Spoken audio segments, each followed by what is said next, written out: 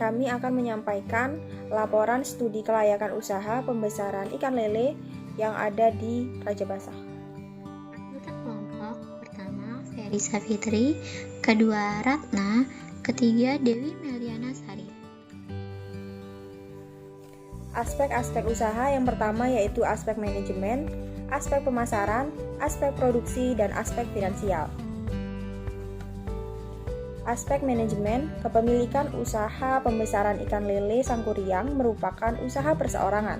Pemiliknya bernama Pak Aziz, berusia 32 tahun. Untuk tim manajemen, Pak Aziz menentukan semua kegiatan yang dijalankan oleh satu orang karyawan. Segmentasi yang dilakukan oleh Pak Aziz untuk menjual ikan lele Sangkuriang. Pertama, segmentasi pemasaran. Hasil budidaya ikan lele yang ditunjukkan untuk semua kalangan masyarakat, khususnya sekitar Raja Basah dan Haji Menang. Yang kedua yaitu targeting. Target pasar untuk ikan lele yaitu seluruh lapisan masyarakat, khususnya pemilik warung makan dan kalangan ibu-ibu rumah tangga sekitar Raja Basah dan Haji Menang. Yang ketiga, positioning. Ikan lele diposisikan sebagai pangan lokal untuk memenuhi kebutuhan akan protein yang aman bagi kesehatan, ekonomis, dan bergizi. Yang ketiga, harga untuk 1 kg ikan lele siap panen yang dijual kepada konsumen langsung adalah Rp20.000 dan jika dijual kepada pedagang pengepul, harga 1 kg ikan lele adalah Rp16.000. Aspek produksi. Pertama, pusat kerja budidaya ikan lele yang berada di Raja Basah, Kecamatan Raja Basah, Kota Bandar Lampung. Kedua, bangunan yang ada di usaha budidaya ini adalah tempat penyimpanan dan sauna. Yang ketiga, volume produksi ikan lele dengan ukuran kolam 10 meter x 8 meter adalah 2,5 ton sampai 3 ton. Tempat usaha budidaya ikan lele ini terdapat 10 kolam sehingga volume produksinya mencapai 20 hingga 30 ton.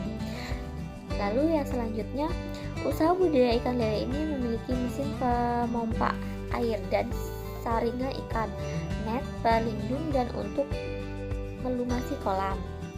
Selanjutnya, bahan baku ialah bibit ikan lele yang akan dibudidayakan. Bahan penolong adalah pakan ikan lele dan obat-obatan saat terjadi jamur akibat bakteri.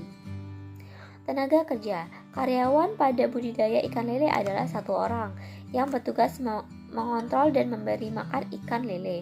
Untuk tenaga kerja saat panen itu ada lagi. Tenaga kerja saat panen hanya bekerja saat pemanen dan penimbangan berlangsung. Pak Aziz membeli bibit ikan lele dengan ukuran 5-7 cm.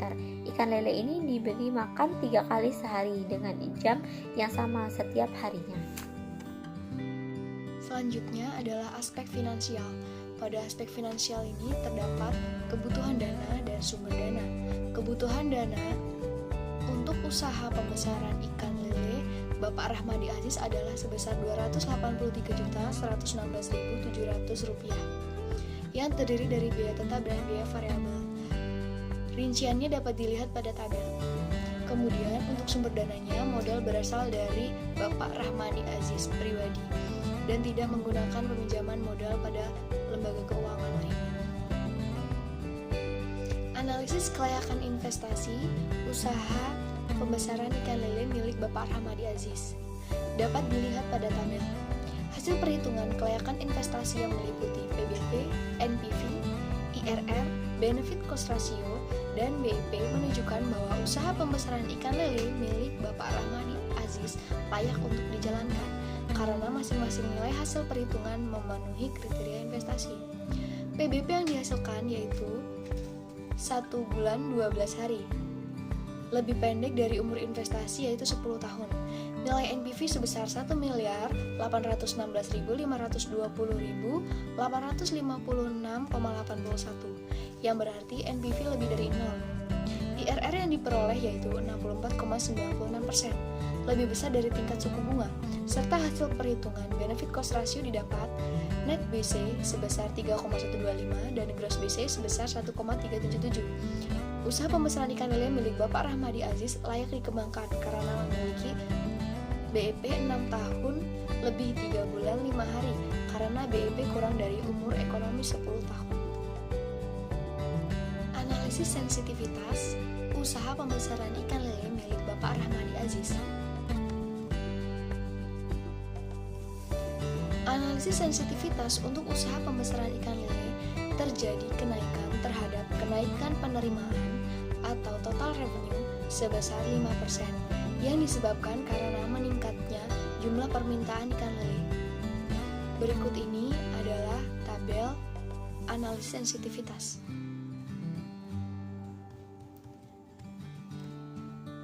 Perubahan data menjadi lebih besar dari nilai awal, dipengaruhi dengan kenaikan penerimaan sebesar 5%, maka usaha setelah dilakukan analisis sensitivitas masih tetap layak dijalankan. Kenaikan tersebut diperkirakan terjadi karena setiap tahun permintaan ikan lele terus meningkat.